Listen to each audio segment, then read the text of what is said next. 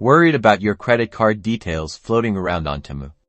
Let's lock that down right now and get those payment methods removed. First, tap the user icon at the bottom of your screen. It's usually a little silhouette of a person to access your account settings. Alright, now that we're in the user account section, find the settings icon. It usually looks like a gear or a cogwheel, and tap on it. In the settings menu, look for your payment methods, or simply payment methods. It may be listed under account security or similar, so give it a good scan and tap it when you see it.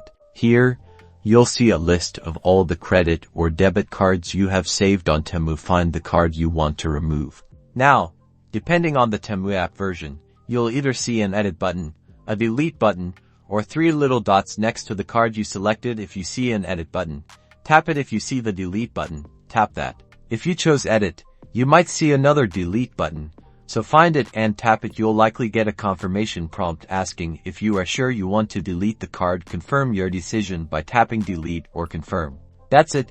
Your card is now removed from Temu. Repeat these steps for any other cards you want to delete. Now you can shop on Temu with that extra peace of mind. Don't forget to subscribe for more security tips and tricks.